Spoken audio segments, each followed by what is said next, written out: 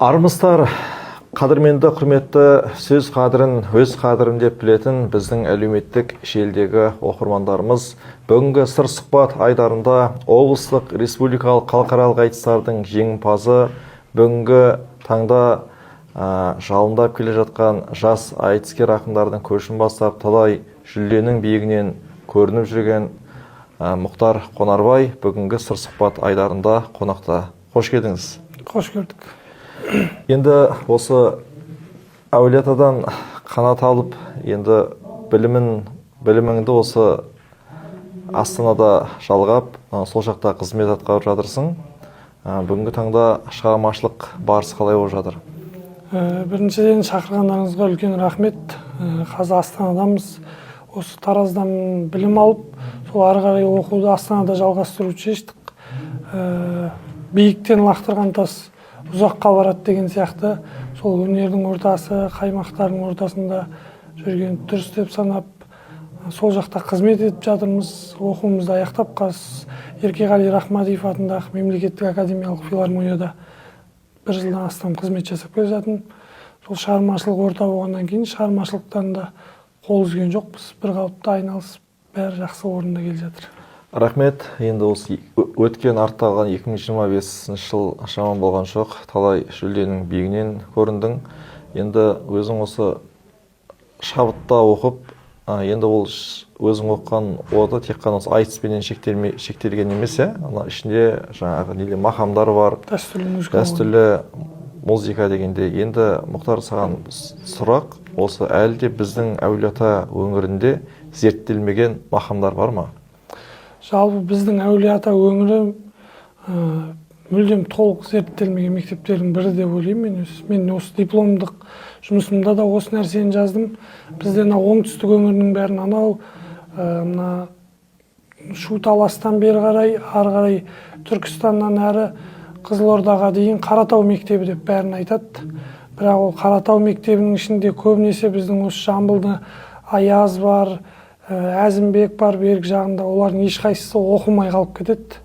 Мен сол өз ойым, мына жағымыз Жетісу, мына жағымыз Қаратау, Шу Талас өңірі біздің Жамбылдың өзі әулиеатаның өзі бір мектеп деп ойлаймын, соқпағы басқа. Бер жағында кеше Шу Таласта 8 сері бар. Осылардың өзі бәрі бір мектеп деп ойлаймын. Сол Жамбылда осындай мектеп салынса деп ойлаймын. Осы біздің әулиеата өз алдына бір мектеп болып арнайы оқытылса, мысалы Аяздың қанша артында ән, жыр, термелері, өлеңдері қалды. Біздің айтыстағы Әзімбек ағамыздың артында қанша дүниелері қалды, бірақ оны ешқайсысы зерттеліп жатқан жоқ, ешкім оқып жатқан жоқ. Шымкентте қарапайым Қаратау дәстүрлі өнер мектебінің өзінде Қаратау ақындарының ішінде біздің Әзімбек ағамыз жоқ, басқа Аяз ешкім тұрған жоқ. Ар жағы Майлықожадан бергісі сол өңірдегі ақындар тұр. Енді оған өкпе артуға болмайды, олар дұрыс. Сол ойлаймын, енді біздің әулиеата бір өз алдына бір мектеп болып қалыптасса екен, соны қолға алса екен. Әулиеата өнер мектебі керек деп ойлаймыз. Дәстүрлі, керек деп ойлаймыз. Енді бұл да Алла қаласа болашақтың еншісінде, бірақ болашақ дегенмен де жақын жылдар ашылады деп үміт артамыз. Шынымен де әлде бізде зерттелмеген әлі ақындар бар, мақамдар бар, жыр термелер бар. Енді өзіңнің Мұхтар айтысыңдағы айтқан шумақтар негізі қазір әлеуметтік желіні желіде есіп жүр. Өзің өткір ақынсың, сенің бір сөзің бар әлеуметтік желіде. Біраз қаралым жинаған, біздің қазақ батыр деп, баһадүр деп мақтанып айтамыз ғой. Біз бәріміз батыр болғаннан не пайда, қорланып өліп жатса қыздарымыз, қорғансыз өліп жатса қыздарымыз деген шумақтарың бар. Сол шумақ кеңінен таралды. Яғни осы бүгінгі таңда осы неліктен қалай пайда болды бұл шумақтар? Бұл енді қазір әлеуметтік желіде қоғамда болып жатқан нәрселерді ақынға қара сөзден өлең оңай дейді. Барынша өз ойымызды сол қарапайым тілмен жеткізгенше өлеңмен айтқан дұрыс санап, сол елдің ішінде болып жатқан нәрселерді барынша қозғап отыруға тырысамыз. Әлеуметтік желі деген, ақпарат деген үлкен құрал болып тұр. Сол үшін сол желіде қозғап әйтеуір титтей де болса пайдамыз тисе деп ойлаймыз. Ол енді кешегі болып жатқан қаршадай қыздардың жазықсыз өлімінен кейін бір жүрегіміз ауырып, жанымыз ашып, қазақтың жігіттері неге бүйтіп, қазақтың қыздарын өздері өлтіріп жатыр деп, сондай бір ашынғаннан шыққан дүние еді. Инстаграмда, тиктокта таралып кетті.